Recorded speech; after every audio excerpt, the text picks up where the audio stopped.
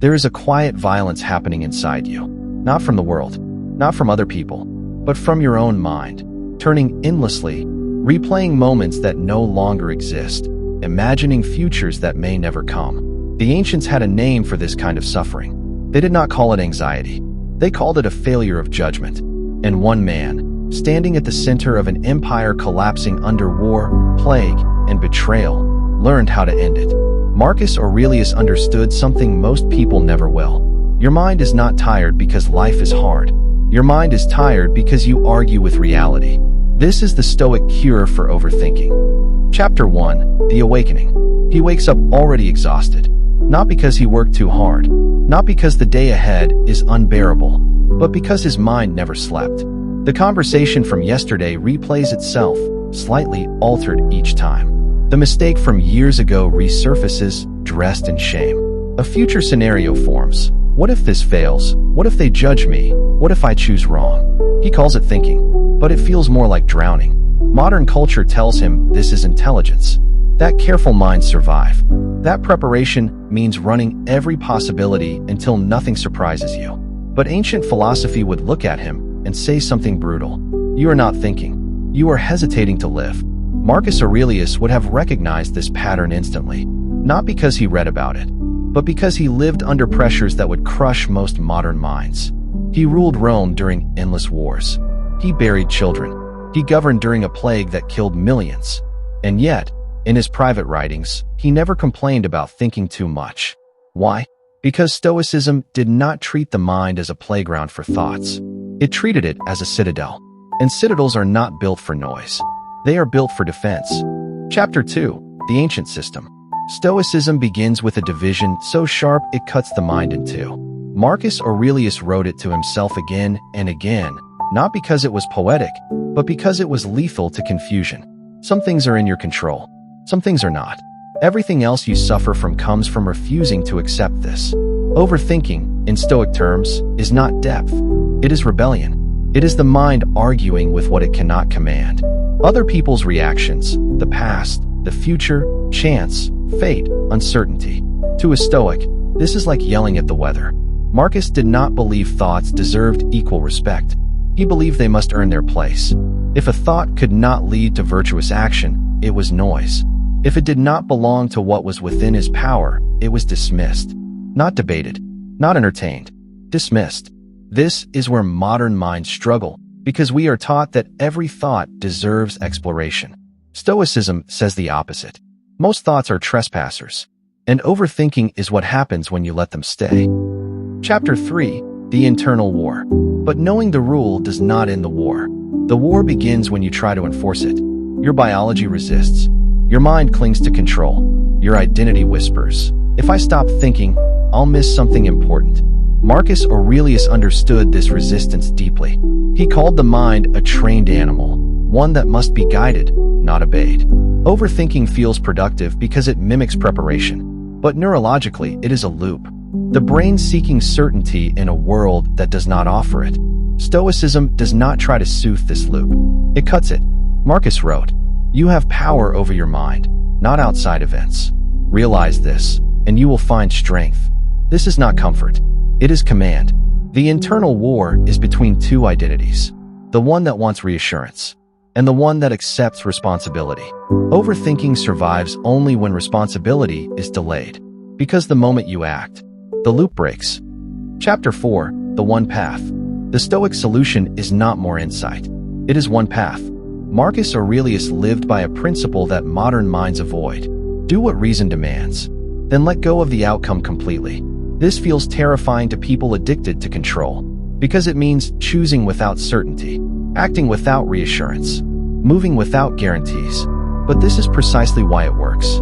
Overthinking thrives on open loops. Stoicism closes them. You ask, what is the right action available to me right now? Not the perfect action, not the safest future-proofed one, the right one, according to virtue. Then you do it, and you release the rest to fate. Marcus did this as emperor. You can do it as an individual. The mind stops spinning when it is given a command it respects. Chapter 5. Practice without gaps. Stoicism is not practiced when life is calm. Calm is deceptive.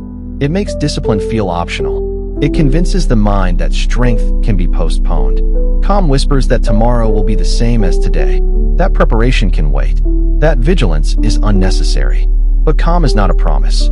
It is a pause. It is practiced before the storm. Because storms do not announce themselves. They arrive when preparation has already ended. They arrive on ordinary days, during routine conversations, unexpected losses, small moments where character is tested without warning. Marcus Aurelius prepared his mind the way soldiers sharpen steel, daily, relentlessly, without emotion. He understood that steel is not forged in battle. It is forged long before the first blow is struck, not when he felt inspired, not when circumstances were ideal, but when repetition felt dull and unnecessary. That was the point. Because boredom is the final test of discipline. Anyone can prepare when fear is loud. Few prepare when nothing seems wrong. He used negative visualization, not to induce fear, but to remove surprise. He rehearsed loss so that loss would not own him. He imagined criticism so it would arrive powerless. This was not imagination as fantasy. It was imagination as inoculation. To the Stoic, surprise is the enemy of reason. What you have already accepted cannot disturb you. What has already been faced in the mind arrives weaker in reality. Modern psychology now confirms what Stoics knew intuitively. The brain fears uncertainty more than pain. Uncertainty creates loops. Pain creates response. The mind can act in pain. It collapses in ambiguity. By pre-accepting outcomes, you rob anxiety of its weapon. You collapse the future into the present, not to suffer early, but to eliminate shock. You are no longer ambushed by possibility. You have already seen it, already faced it, already decided how to respond. The mind relaxes when it knows its orders. Overthinking feeds on unprepared identity. Discipline starves it. An identity without rehearsal hesitates. An identity without rehearsal negotiates. An identity without rehearsal panics when pressure arrives.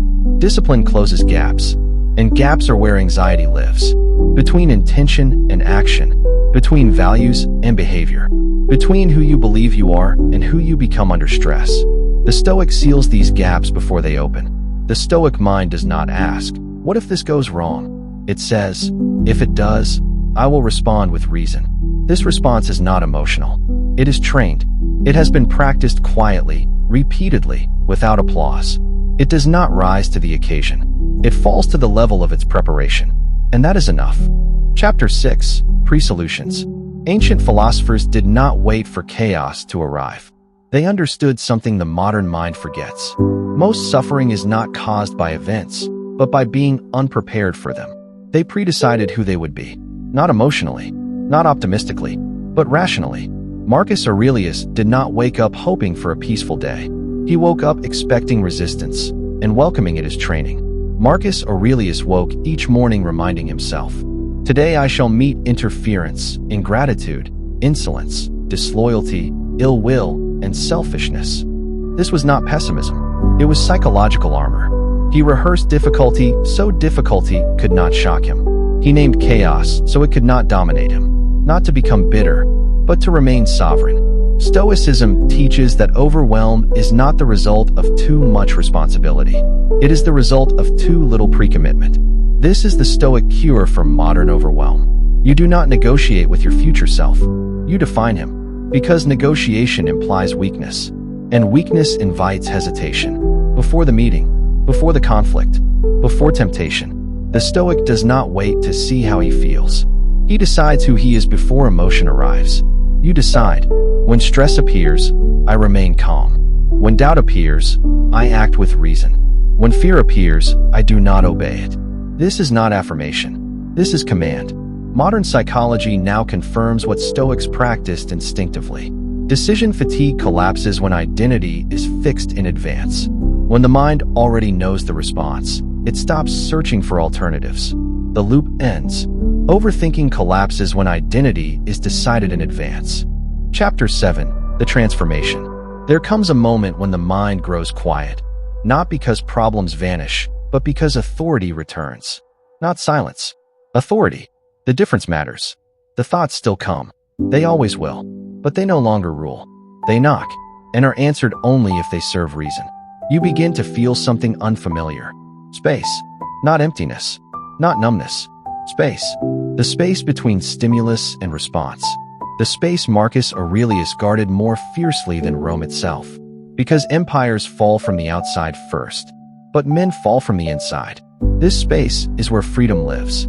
This is the birth of the Stoic self. The one who does not chase certainty. The one who does not argue with fate. The one who acts, then releases. You no longer ask, will this go well? You ask, is this right? And once the answer is clear, you move. The old self, who needed reassurance, control, endless thinking, dies quietly, not in pain, but in relief. There is no dramatic collapse, no crisis, just the sudden absence of noise. Marcus Aurelius did not escape overthinking by thinking better.